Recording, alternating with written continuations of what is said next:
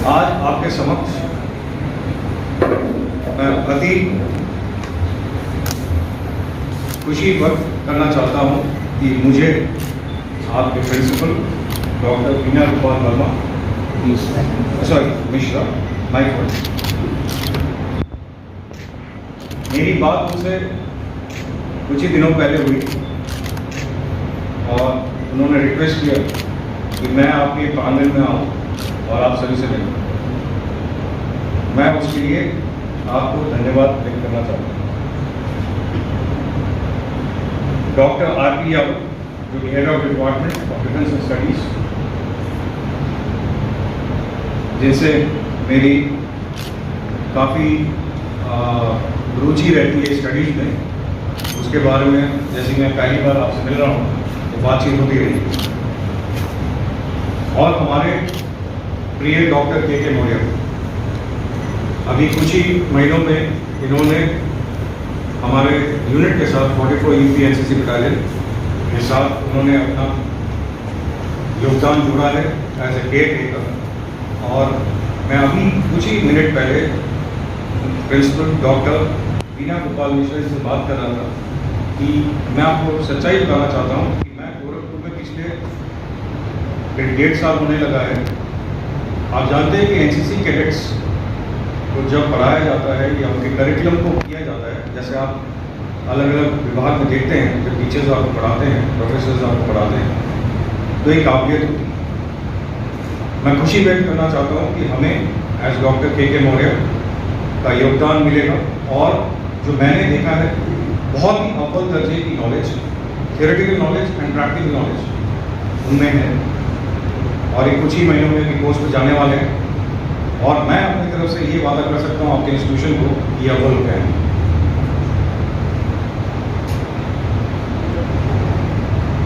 आज जैसे कि जानते हैं कि कारगिल विजय दिवस मनाया जा रहा है। आपको अवगत करा देना चाहता हूँ शुरू करने से पहले कि शायद आपने कभी देखा ना हो, जो आपके सामने ये ऑफिसर खड़ा है वो इस लड़ाई में सबसे पहला ऑफिसर सिलेक्ट किया गया था कमांडरों के द्वारा पाकिस्तान का अगेंस्ट लीड करने के लिए।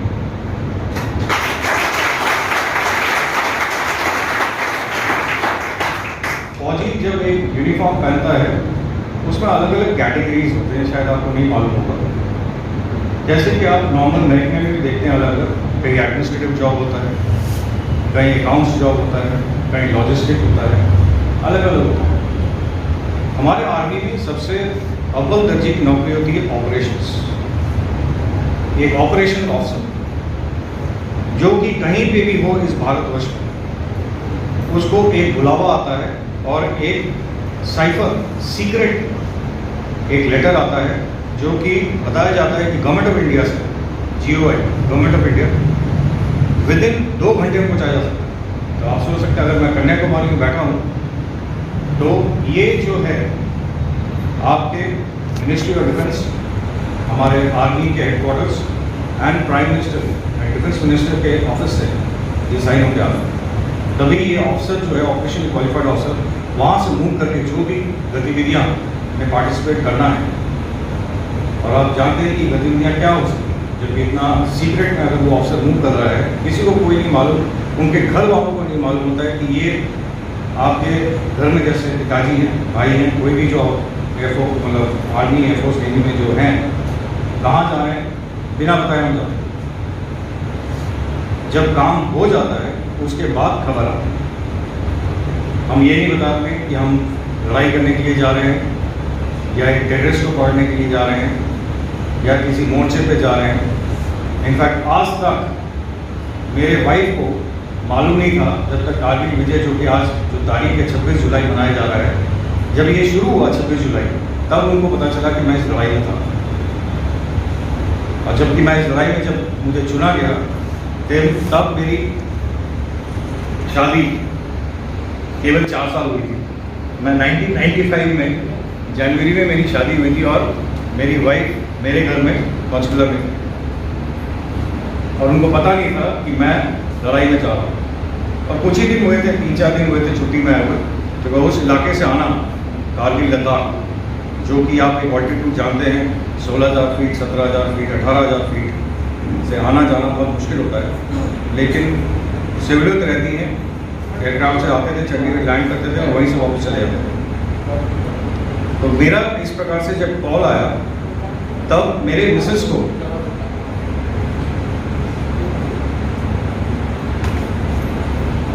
को चिकन पॉक्स हो रहा था।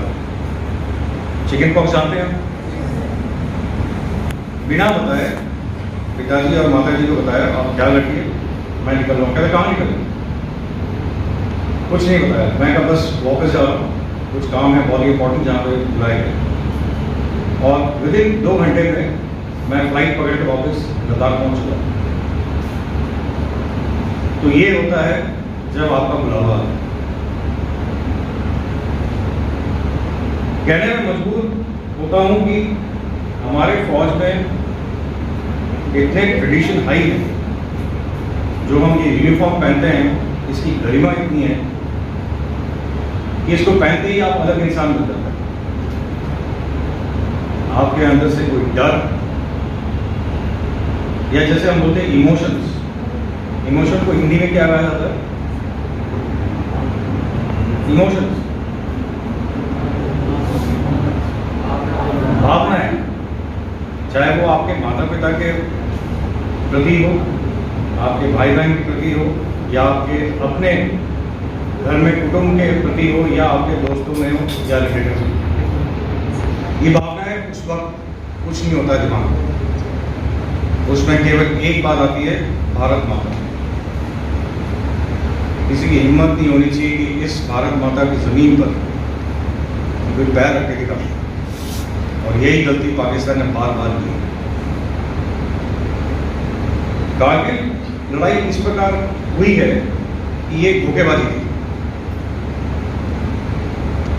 धोखेबाजी इसलिए थी क्योंकि जैसे कि आप जानते हैं कि कोई भी मेमोरेंडम जब साइन होता है, जैसे कि कॉलेज से यूनिवर्सिटी के साथ, यूनिवर्सिटी से इग्नू के साथ, या बड़े बड़े संस्थान के साथ जब कोई मेमोरेंडम साइन करता है, उसको हेड ऑफ डिपार्टमेंट साइन करता है under the jurisdiction of vice chancellor, deputy vice chancellor, कोई, या स्टेट ऑफ सेक्रेटरी एजुकेशन, कोई।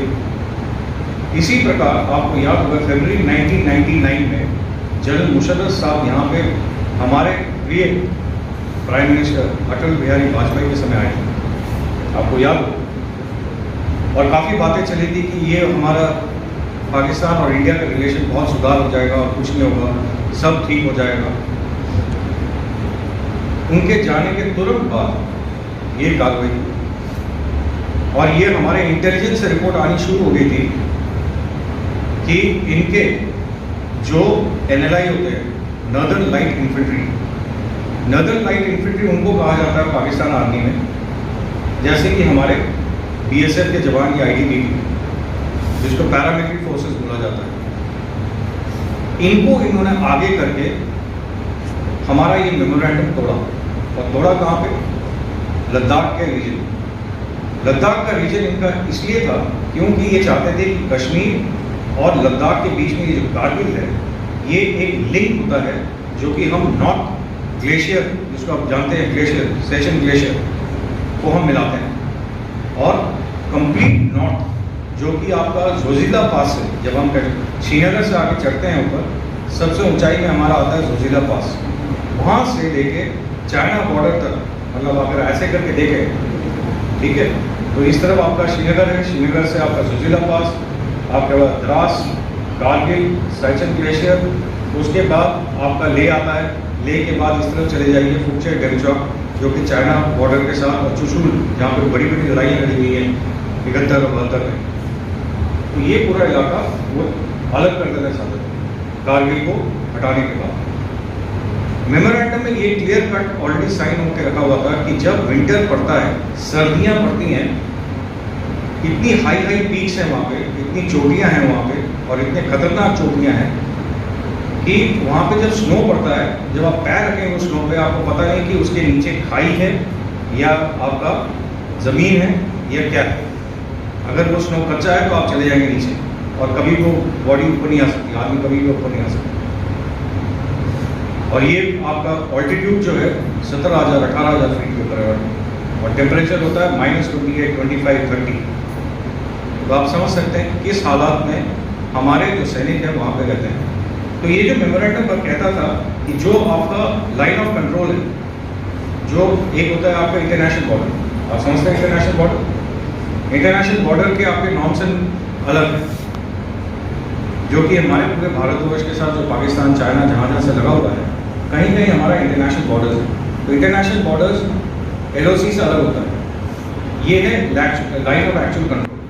लाइन ऑफ एक्चुअल कंट्रोल ये बताया जाता है कि जब तक ये जगह इंटरनेशनल बॉर्डर घोषित नहीं किया जा सकता, कोई भी कभी भी किसी समय भी आपके ऊपर आ सकता है या हम उनके ऊपर जा सकते हैं। लेकिन जैसे कि हमारा इंडिया है, हम ऑलवेज बिलीव करते हैं एक ट्रुथ फेथ के ऊपर। उन्होंने ये तोड़ा। कैसे तोड़ा? बताया जाता है कि अक्टूबर के महीने से लेकर मार्च के महीने तक या मैक्सिमम मार्च एंड अप्रैल के महीने तक आप इस लाइन को क्रॉस नहीं करेंगे, क्योंकि वहाँ पे बर्फ़ की जो क्या बोलते हैं क्वांटिटी, जिसको बोल सकते हैं तादाद, बर्फ़ की इतनी होती है और टेम्परेचर चला जाता है -30 डिग्री पर, वहाँ पर रहना मुश्किल है। कोई भी जीवित नहीं रह सकता, बहुत ही मुश्किल होती है। रहते हैं जैसे सैचिन ग्लेशियर में हम लोग रहते हैं, वो अलग तरीके का रहना है। लेकिन इन इलाकों में बताया गया था कि जब भी विंटर सेशन शुरू होगा, आप लोग अपने अपने 20 किलोमीटर पीछे चल जाएंगे। दोनों सेनाएं, इंडिया और पाकिस्तान। तो इंडिया की सेना पीछे आ जाती है 20 किलोमीटर। हमें इनपुट्स पता चलने लगा मार्च के दौरान, पता लगा कि ये चरागाहें जो कि बैल बकरियां चलाते हैं, इनके आड़ में ये लोग ने आके ये पोस्ट इन्होंने हथिया लिया, जो कि हमारे पोस्ट है।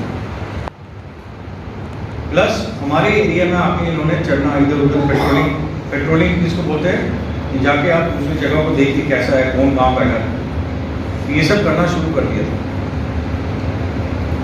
ये इनपुट हमें मिलती रही। इसके ऊपर कार्रवाई तुरंत शुरू हुई। आपने सुना होगा हमारे वीर कैप्टन कालिया, नाम सुना हुआ है? कैप्टन कालिया, जो कि फर्स्ट ऑफिसर जो कि पेट्रोलिंग में भेजे गए, लड़ाई छिड़ी नहीं थी उसको, पेट्रोलिंग में अपने दस्ते के साथ 17 जवान के साथ हो गए और इनको उन्होंने पकड़ लिया। जबकि UN काउंसिल जो कि जिनेवा में है, बताया जाता है कि जब कोई प्रिजनर ऑफ वॉर पकड़ा जाता है किसी दुश्मन का, तो आप उसको टॉर्चर नहीं कर सकते। UN जिनेवा जो आप जानते हैं कहता है कि प्रिजनर ऑफ वॉर को टॉर्चर नहीं किया जाता। आप समझ रहे हैं? जब आप कैदी बन के दुश्मन के हाथ में हैं, तो आपको वो छू नहीं सकता। ये हमारा UN Geneva convention by law कहता है। लेकिन क्या हुआ, उस वक्त लड़ाई छिड़ी नहीं थी, तो उन्होंने बताया लड़ाई तो कोई छिड़ी नहीं, ये हमारे एरिया में आ गए थे, हमने इनको पकड़ लिया। इनकी बॉडी मैंने रिसीव की थी पोस्ट 13 गुंडरमन। उनकी बॉडी जब आई, मैंने बॉडी को टेक ओवर किया था पोस्ट 13 गुंडरमन, जिसकी हाइट 13,662 फीट है। उस हाइट पे इसको टेक ओवर किया गया। बहुत ही बुरा लगा कि उस शरीर में कुछ भी नहीं बचा था। इस प्रकार से टॉर्चर उन्होंने किया हमारे एक इंडियन ऑफिसर के साथ। ये होने के बाद लड़ाई छिड़ी और ठीक उसके 24 घंटे में मुझे चुना गया, कमांडरों ने चुना। वहाँ पे जो कमांडर थे, जनरल बुधवार साहब, ब्रिगेडियर नायक, हम 2 ऑफिसर थे और हमारे साथ 21 जवान। सबसे पहला एरिया हमने चोर बाटला को पकड़ा। ये चोर बाटला की हाइट करीब 18,000 फीट है। हमें हेलीकॉप्टर से कारगिल से उठाया गया रात को करीब 10:30 बजे और हैंडिंग ब्रोक में हमें छोड़ा गया। हैंडिंग ब्रोक की हाइट 18,094 फीट ऐसे कुछ है। यहाँ पे हमारी ब्रीफिंग हुई कमांडर के द्वारा और ब्रीफिंग करीब रात के 1:30 बजे हुई। टेम्परेचर उस वक्त -32 डिग्री है। तो आप सोच सकते हैं कि रात को भी ऑपरेट करते हैं सर। हमारा दस्ता वहां से निकला ठीक 2:11 पे और सुबह 5:24 पे हमने उनकी गर्दनें काट चुके थे।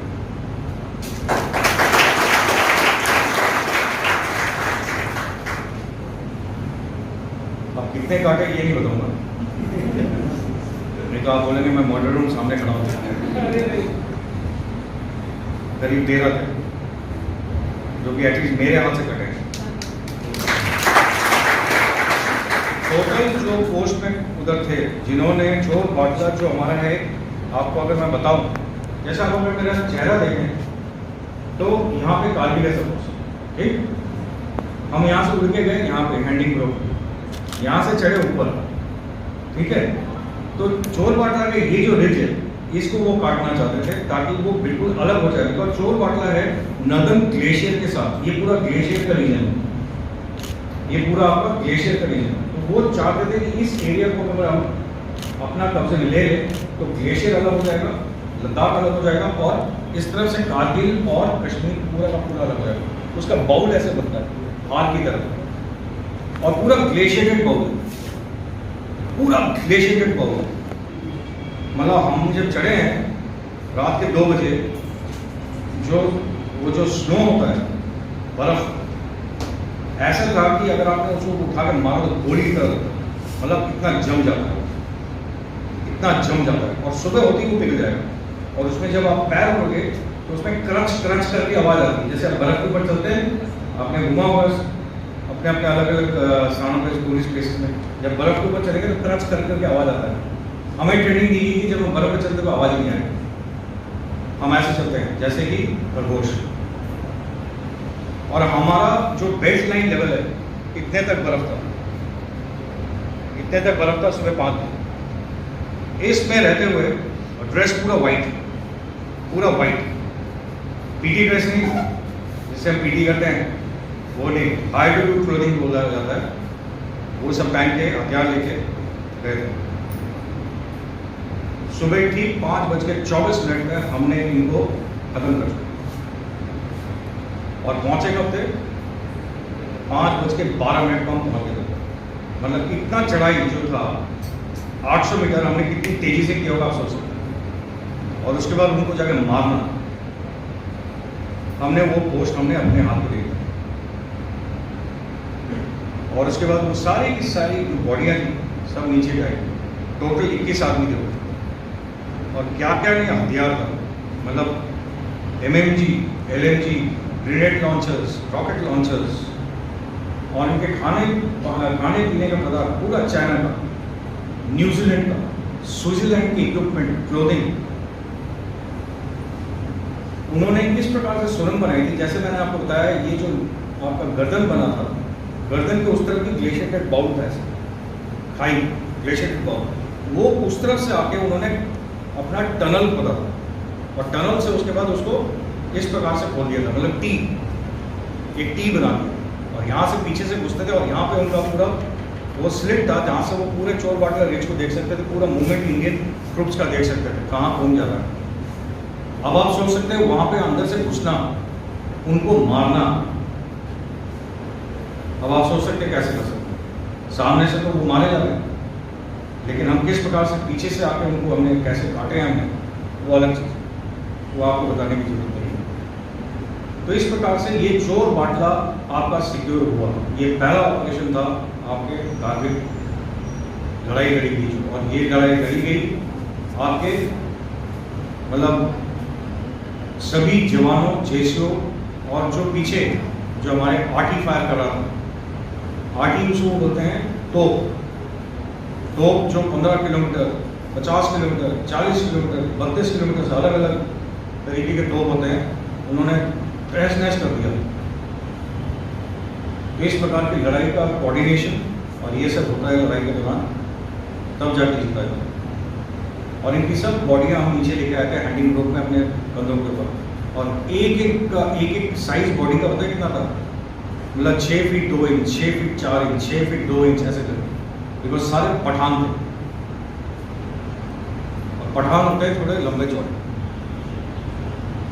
और हमारे साथ कौन गए थे? लद्दाखी ट्रूप। करीब करीब जैसे हमारे बर्तन राय साहब बैठे हैं लड़ाई में, ये भी गए थे। इन्हीं के चेहरे टाइप हमारे लद्दाखी भी दिखते हैं, छोटे होते हैं लेकिन उनकी ताकत एक आदमी 30 के लिए भारी पड़ेगी। अकेले अकेले आपको आराम से 30 तो आराम से मिलेगा, इतनी ताकत है उनमें। और केवल हम 21 गए और एक भी झटकी नहीं हुआ, एक भी झटकी नहीं हुआ, जैसे कि आपने पूरी वाले पिक्चर में देखा था। हाउ इज द जोश था ना? तो वहां पे ये सब नहीं चलता है, हाउ इज द जोश, तो वहां चिल्ला नहीं सकते, ठीक है। दूसरी चीज, जब हम इस ऑपरेशन के लिए निकले तो हमें एनिमी के डिस्पोजिशन ही मालूम था, कहां पे कौन बैठा है, कैसे पता चलेगा? तो उसके लिए अलग अलग जगह से 2-3 आदमी ऐसे दस्ते भेजे जाते थे उसी वक्त जब हम चले। हमें पता नहीं था हम कितने दिन के लिए जा रहे हैं और कितना दिन लगेगा इसको टेक ओवर करने के लिए या फाइट आउट करने के लिए, सिक्योर करने के लिए। आइदर अपने साथ आप एम्युनिशन लेके जाइए या खाना लेके जाइए। हमारे जेल में आपने देखा होगा जो हमारे यूनिफॉर्म में कैडेट बैठे हुए हैं, इन्होंने हमें यूनिफॉर्म में देखा जो हम कॉम्बैट ड्रेस पहनते हैं, हमारे चारों तरफ जेबें होती हैं। आप कभी देखिएगा किसी को पहने हुए कॉम्बैट ड्रेस, ठीक है, कभी ये तो हमारा ओजी यूनिफॉर्म है, जब भी आप कभी कॉम्बैट ड्रेस देखेंगे हमारे यूनिफॉर्म में हर जगह मतलब ना जेब, वो जेब खाने के लिए नहीं, उसमें सारे एम्युनिशन जाता है, खाने के लिए गुड़ चना लेके गए बस। और आपको मैं आज बता देता हूँ कि अगर आप 3 पीस जो चना खाते हैं ना जिसमें छिलका होता है, एक सुबह खाइए पानी पीजिए, दोपहर में खाइए और शाम में खाइए पानी पीजिए, पेट आपका पूरा भरा रहता है, केवल 3 पीस। तो इस प्रकार से गए थे। इधर आप एम्युनिशन ले जाइए लड़ने के लिए या खाना ले जाइए। और पानी कहाँ से मिलेगा? जब हो गया सब कुछ, उसका पानी कहाँ से मिलेगा? पानी वही बर्फ को पिघाल के। तो इस प्रकार से ट्रेनिंग ही इस प्रकार से होती है कि आप मर नहीं सकते अगर आपको पता है आपने ट्रेनिंग अच्छी तरह करें। तो इस प्रकार से आपका चोर बाटला सिक्योर किया गया और ध्वज दोबारा इंडिया फ्लैग का वहां लगाया गया। उसका मुड़ के नहीं देखा उनके कोई भी डेड बॉडी लेने के लिए कोई नहीं आया। आज 26 जुलाई जो मना रहे हैं तब तक नहीं आया। और ये 1 महीने की पहले की बात कर रहा हूँ, 26 जुलाई से 1 महीने की पहले बात कर रहा हूँ जब ये ऑपरेशन हुआ। 26 जुलाई तो जब हमारा खत्म हुआ। तो इस प्रकार से ये पहला ऑपरेशन आपका खत्म। और इसी प्रकार से हमारे कई वीर गति पाने वाले ऑफिसर्स अलग अलग, मस्को वैली, कारगिल प्लेटो, 13620, 5140, टाइगर हिल, बटालिक, सब में फतेह पाई अलग अलग ऑपरेशन। तो ये लड़ाई करीब आपके 40-45 दिन चला। और ये लड़ाई एक अलग किस्म की लड़ाई थी क्योंकि दुश्मन ऊपर था, हम नीचे थे। अगर वो पत्थर को उठा के मारेगा तो हमारे सिर पर आ गया। तो आप सोच सकते हैं उसके जो घातक हथियार हैं जब वो फायर करते थे और आप तो स्नो के ऊपर से जा रहे हैं, कोई चट्टान नहीं है, कोई पत्थर नहीं है जिसके पीछे आप छुप करके आप नहीं जा सकते। एक कदम यानी कि पूरा बर्स्ट। तो किस प्रकार दिन में लेटे रहना उस बर्फ के ऊपर 24 घंटे, 12 घंटे, और रात को फिर चढ़ाई करना बिना खाए पिए, और सभी ने ही की। और हमारी काफ़ी जाने भी हुई, जैसे कि आप जानते हैं कि हमें इसमें परमवीर चक्र, महावीर चक्र, ठीक है, कितने ऑफिसर्स, कितने जेसी और जवान ने घर नहीं लौट पाए। एक अटैक में जो मैं बाद में गया, मैं टोटल वहाँ पे 6 अटैक में गया था। उस कारगिल की लड़ाई में मैं 6 अटैक में गया। एक उसमें कहावत है कि जो भी टुकड़ी जाती है और जो ऑफिसर लीड कर रहा है, अगर वो आउट ऑफ कम्युनिकेशन हो जाता है 48 घंटे के लिए, उसको क्या किया जाता है? मृत डिक्लेयर कर दिया जाता है और उसकी खबर घर पहुंचाई दी जाती है। और ऐसे 2 बार मेरे घर में पहुंच चुका है, लेकिन फिर हम प्रकट हो जाते हैं। ये भगवान ने बचाया है और कुछ नहीं। बाकी मैं दोबारा बोलूँगा वही ट्रेनिंग इतने आसान से ये ऑपरेशनल जो एक मार्क जो अफसर को मिलता है, जो ये सारे जो मेडल आप देख रहे हैं या जो ये सब हाईएस्ट मेडल्स हैं इंडिया के। ये शायद आप नॉर्मल किसी को पहने हुए देखेंगे नहीं। ये उन्हीं ऑपरेशनल ऑफिसर्स को मिलता है और उन्हीं जेसो ओआज को मिलता है जो कि हार्डकोर ऑपरेशन ऑफिसर हैं। तो इस प्रकार की ट्रेनिंग होती है। ट्रेनिंग को इसलिए मैं जोर दे रहा हूँ क्योंकि हम उस इंस्टीट्यूशन में बैठे हुए हैं ताकि वो चाहे आपके पढ़ाई के साथ हो या आपकी ट्रेनिंग के साथ हो, और ट्रेनिंग के साथ पढ़ाई की, और कोई चीज़ इम्पॉसिबल नहीं है। एक बार आप दिमाग में सोच लें तो उसको हम आराम से उसको हरा के हम कर सकते हैं। ये क्या दिमाग कहता है, हाथ पैर नहीं बोलता है कि मैं ये नहीं कर सकता, ये वो नहीं कर सकता। ये दिमाग ही बोलता है कि मैं चलो कल कर लेता हूँ या परसों कर लेता हूँ। हम अपने आप को ही एक कहानी बोलते रहते हैं, उसी को तोड़ना है अगर आपने अव्वल बनना। तो ये कारगिल एक इतना जो जगह मैं बता रहा था पिकुलियर हिस्ट्री इसलिए है क्योंकि हमने ये बाकी जो लड़ाइयाँ आप देखते हैं जो सुने हुए हैं जो 47 से है, ये सब हमने कौन से इलाके में लड़ी है, कौन से इलाके में हमने लड़ी है आपको पता होगा। देश आज़ाद हुआ उसके बाद हमने पाकिस्तान के साथ कितनी लड़ाइयाँ लड़ी हैं। ये सब हमने नॉर्मल ज़मीन पे लड़ी है, पंजाब की ज़मीन पे, जहाँ पे दूर दूर तक आपको खेती नजर आएगा, पहाड़ नजर नहीं आएगा। उधर ईस्ट में देख लीजिए बांग्लादेश के साथ जब मुफ्ती बाहिनी के साथ लड़ाई हुई तो कुछ पहाड़ी इलाके थे जो कि अरुणाचल प्रदेश के साथ थे, उस तरफ से आ रहे थे, और कुछ था आपका ज़मीनी इलाका। तो ये सब ज़मीनी इलाके में लड़ाई लड़ी। ये पहली बार हमारे इंडियन आर्म फोर्सेस जिसमें एयरफोर्स और आर्मी ने जो हिस्सा लिया था, ये ऐसी ऊंचाई पर लड़ाई गई जो कि ज़िंदगी में किसी भी देश मतलब कोई भी कंट्री ओवर द वर्ल्ड पूरे विश्व में ऐसी हाइट पे लड़ाई नहीं लड़ी और वो भी जीती गई। तो ये बहुत ही हाई स्टैंडर्ड दिखाता है किस प्रकार से हमारे वीर गति ऑफिसर्स जैसे जवानों ने देकर पाई। बहुत गर्व महसूस। आज सुबह ही कारगिल में बैठे जनरल ऑफिसर कमांडिंग, एक लेफ्टिनेंट जनरल होते हैं, एक लेफ्टिनेंट जनरल होते हैं मेरे से 3 रैंक ऊपर, जो कि पूरे लद्दाख को कमांड कर रहे हैं। उनका फोन आया, कहते खुशहाल वेयर आर यू? मैं sir I am in Gorakhpur, why did you come to Kargil? I guess so the commitment is such that I was not able to come. मैं पहुंच नहीं पाया। मैं सॉरी माँ, बिकॉज हम लोग पायनियर थे जो सबसे पहले गए थे। वो सब नाम लिखे हुए आपकी किताबों में भी देखने के लिए मिल जाएगा। तो ये अभी भी याद है। और जो जनरल ऑफिसर कमांडिंग है वो भी उस युद्ध में थे एज ए मेजर, उन्होंने .5140 को उनके दुश्मनों को धराया था और सिक्योर किया गया। तो ये सब यादें जब आती हैं कारगिल लौह विजय दिवस के दौरान, अच्छा भी लगता है, याद भी आता है कि हमने पाकिस्तानियों को उनके दांत खट्टे तो नहीं, उनके तोड़ के उनके हाथ में दे दिए। तो हमें मारना पसंद नहीं, हमें मारना पसंद नहीं। अगर कोई मारता है तो उसका जीना नहीं बनता, तो हम पहला कदम कभी नहीं उठाते। तभी आप बोलते हैं कि इंडियन हर वक्त डिफेंसिव पे रहता है। आपको ये बता देता हूँ, डिफेंसिव में नहीं, डिफेंसिव ऑफेंसिव के ऊपर रहता है। ये टर्मिनोलॉजी हमारे फोर्सेस में डिफेंसिव ऑफेंसिव आप समझेंगे नहीं। हम उनसे वो कुछ भी कर ले, चाहे हम डिफेंसिव पे हों, लेकिन एक बार वो ट्रिगर कर दे उसके 10 गुना हम भारी पड़ते हैं, लेकिन हम पहले नहीं आता। तो ये चीज मैंने काफी समय ले लिया था। मुझे खुशी है आप सबसे मिलने,